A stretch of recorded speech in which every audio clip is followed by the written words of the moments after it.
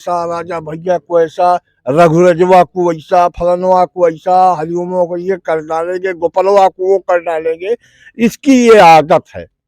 मैं एक दिन प्रधानी के चुनाव की रंजिश अब नजर आने लगी है। कल एक मासूम बालक की गोली मारकर हत्या कर दी गई। अब सवाल ये है कि क्या चुनाव और राजनीति गंवई इस स्तर पे पहुंच गई है कि इंसानी जिंदगियों से खिलवाड़ होगा। हमारी मौजूदगी है कुंडा थाना क्षेत्र के सरियावा गांव में, जहां कल आपसी रंजिश में गोलीबारी होती है, जिसमें दो सगे भाई शिकार हो जाते हैं। फुरकान की मौत हो जाती है। साहिल प्रयागराज के अस्पताल में जिंदगी और मौत से जंग लड़ रहा है।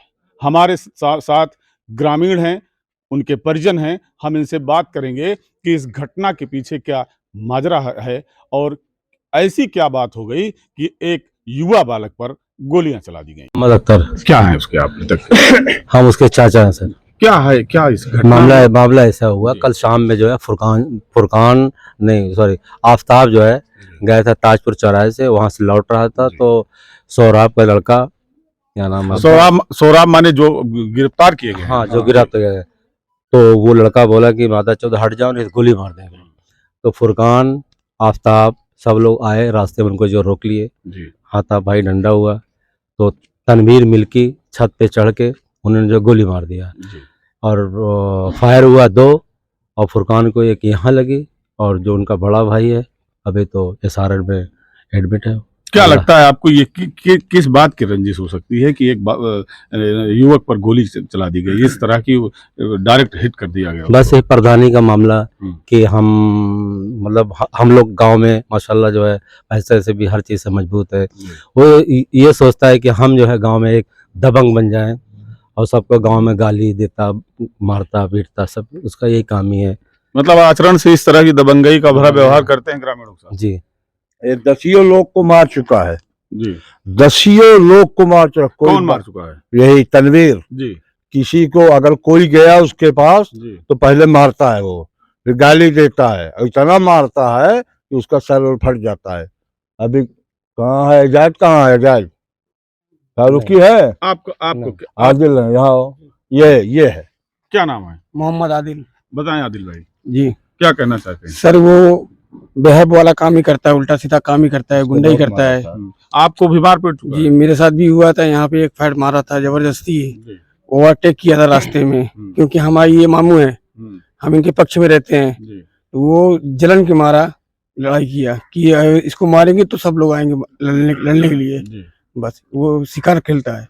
आप उसके अभिभावक हैं, क्या कहना चाहेंगे आप प्रशासन से? हम यही कहना चाहते हैं कि जैसा किया है उसको ऐसा दंड मिलना चाहिए जी। बस उस गिरफ्तारी तो रात में पुलिस ने कर लिया। हाँ, कर लिया। भी एक बाकी है, मोहम्मद आफाक बाकी है, उसकी भी गिरफ्तारी होनी चाहिए। और ये किसी की भी गाली देता, चाहे राजा भैया हो, चाहे हरिओम लाला हो, कोई भी हो, कोई भी इंसान पूरे क्षेत्र के सम्मानित लोगों को ये बेइज्जती करता है।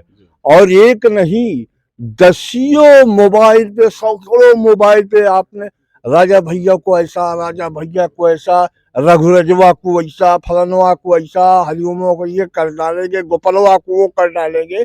इसकी ये आदत है। मैं एक दिन कुंडा में खान साहब के होटल पे बैठा था, ये पहुंचा, कहा हमको कह रहा है मादर चोट तुम यहाँ बैठे हो। मैंने कसम खा के कह रहा हूँ, मैंने उसको कुछ नहीं बोला, कुछ नहीं बोला। उसके बाद गाड़ी से देखता रहा, उसके बाद चला गया। एक छोटी सी दुकान खुली है इसके घर के पास, वहां जितने बदतमीज लड़के हैं हमारे यहाँ के वही बैठते हैं। कोई जा रहा है उसको गाली बकते हैं। यही रवैया है, इसी रवैया से ये साला बदतमीज इतना है। अब इसको क्यों मारा? एक फारूकी नहीं है, उसको बहुत मारा था। भाई सफा में है, वो जानते हैं। एक भाई सफा में है, मोहम्मद सौराब, मोहम्मद तनवीर भाजपा में है। तनवीर सपा में? हाँ, सपा में है और सौराब भाजपा में है। एक घर में दो पार्टियां इसलिए बना रखे हैं कि सरकार जिसको है उधर ही बात किया जाए। हमारा मानना ये है कि सरकार से हमको जो है न्याय मिलना चाहिए, हमारी जो है सुरक्षा देना चाहिए। जो साहिल का जो गन लगा हुआ है उसका जो है उसका लाइसेंस मिल जाए। और माननीय जी से गुजारिश है कि आप हमारा हेल्प करें। अच्छा, आप बुजुर्ग हैं, हाँ जी, इस घटना पे क्या कहेंगे? ये 3 पीढ़ी से हम जानते हैं इस जी। परिवार को। जी। इन लड़कों जो खत्म हुआ उसके बाबा पितामह माने इतने सीधे साधे थे, और इनके बाप गुड्डू प्रधान इतने कि हिंदू मुसलमानों में कोई भेद नहीं करते थे, सबके साथ बराबर का व्यवहार हाँ, होता तभी तो था। आज तमाम सारे हिंदू यहाँ मौके हाँ पर हाँ, तो तमाम इस तरह से हम तो इनके 3 पीढ़ियों से जुड़े हैं, लेकिन अब अनर्थ हो गया श्रीमान, क्या कहे, अनर्थ हो गया जो होना नहीं चाहिए क्या था। नाम है जी आपका? हमारा चंद्रभानु त्रिपाठी, फर्जी शास्त्री जी हमको कहा जाता है। 72, 73, 73, 74 में हम संस्कृत से में किए थे, लेकिन कभी हम पूजा ये माने पंजीरी बांटने का काम नहीं किए। कहानी कविता और तो पीढ़ियों से आप किनके घर के संबंध रहे? हाँ हाँ, 3 पीढ़ी से। हमारे वालिद साहब सन 42 के बीए थे सर जी। सन 42 के बीए थे। 72, 73, 73, 74 में हम संस्कृत से में किए इलाहाबाद यूनिवर्सिटी से।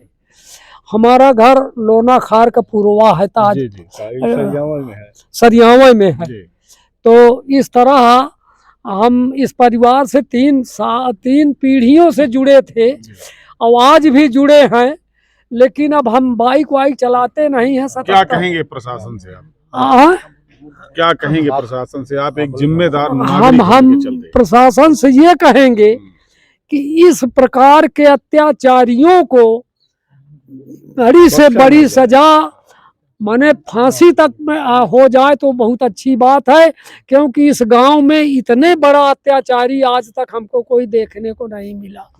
और इस परिवार से, जिसको 3 पीढ़ी से हम जानते हैं कि इतने सीधे सरल लोग हैं कि अब क्या बताया जाए, हम क्या कही। ग्रामीण बताते हैं कि जब से साहिल ने ग्राम प्रधानी का चुनाव लड़ने के लिए बैनर पोस्टर लगवा दिया था, तब से राजनीतिक अदावत ने रंग लेना शुरू कर दिया था। ये कहना है सरियावा के ग्रामीणों का कि इसी बैनर पोस्टर जो आप हमारे पीछे देख रहे हैं, ये वही युवक साहिल है जो गोली से घायल होकर प्रयागराज के एक अस्पताल में जीवन मौत से जंग लड़ रहा है। ग्रामीणों का यह कहना है कि जब से साहिल ने बैनर लगवा के प्रधानी के चुनाव में अपनी मौजूदगी जोरदार दावेदारी करी और लोगों के बीच में ये मैसेज गया कि इस बार पूर्व प्रधान गुड्डू का बड़ा बेटा साहिल भी प्रधानी के चुनाव में प्रतिभाग करेगा, ऐसा लोगों का कहना है कि यहीं से राजनीतिक रंजिश शुरू होती है, जो पुरानी रंजिश को नया धार देती है। और कल की घटना इसी लब्बो लबाब का एक कारण है, ऐसा सरियावा के ग्रामीण हमको बताए। क्या नाम है? तो हमारा नाम है अब्दुल सलाम। बोलिए। पहले बात तो यह है हमारी कि इतने भीड़ में किसी से पूछा जाए तो वो बच्चा कभी भी एकदम बहुत साइलेंट और बहुत टैलेंट दिमाग का बच्चा था। और एक चीज मैं सबसे बड़ी चीज ये कहना चाहता हूँ कि 30 साल के बाद इनसे हम मिले हैं। 30 साल में कभी भी एक दूसरे के माँ बहन तक नहीं पहुंचे हम लोग।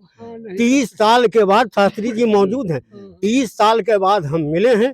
तो ऐसे मिले हैं कि फिर एक दूसरे से फिर वही मतलब दुश्मनी और दोस्ती हर आदमी को ढंग नहीं है कहने का, हर नहीं कर सकता। हाँ, तो ये बशीर बद्र ने कहा था कि दुश्मनी जमकर करो, लेकिन ये गुंजाइश रहे जब कभी हम दोस्त हो जाएं तो शर्मिंदा ना हो, शर्मिंदा न हो। तो ये तमाम भीड़ों से बोलने, ये हमारे को हम ज्यादा नहीं बोलते और जो जितना बोल दिए यही का। आप बुजुर्ग हैं, आपने दुनिया देखा है बहुत करीब से, इस घटना को लेकर आप प्रशासन से क्या अपील करेंगे? प्रशासन से हमारा कहना यही है कि इसको जो किया है इसका उसका परिणाम उसको भुगतना चाहिए।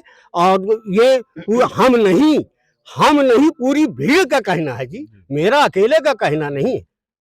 धन्यवाद। आप ये थे सरियावा के ग्रामीण, जिसमें हिंदू भी हैं, मुसलमान भी हैं और पड़ोसी भी हैं, गांव जवार के लोग हैं। सबका एक ही कहना है कि ये बहुत निंदनीय घटना हुई है। एक युवा के साथ इस तरह की घटना, लोग उसका व्यवहार बता रहे हैं कि निहायत तौर पर बहुत शरीफ बंदा था, लेकिन इस तरह जैसे कल घटना घटी उसे गन शॉट से मार दिया गया। कहीं न कहीं एक पूरी कम्युनिटी पे एक सवाल है, सामाजिक व्यवस्था पर एक सवाल है कि क्या हम स्वार्थ और राजनीति में इतने अंधे हो गए हैं कि अपने ही बच्चों का, अपने ही पड़ोसियों की हत्या कर देंगे।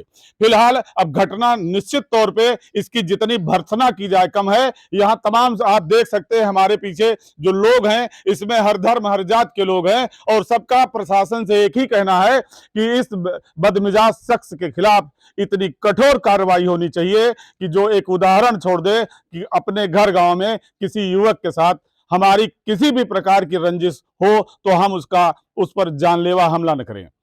अब प्रशासन निश्चित तौर पे बड़ी कार्रवाई करेगा जो एक नजीर बनेगी। ग्लोबल भारत न्यूज के लिए सहयोगी अनुराग तिवारी के साथ मैं विनोद मिश्रा, कुंडा थाना क्षेत्र के सरियावा गांव से।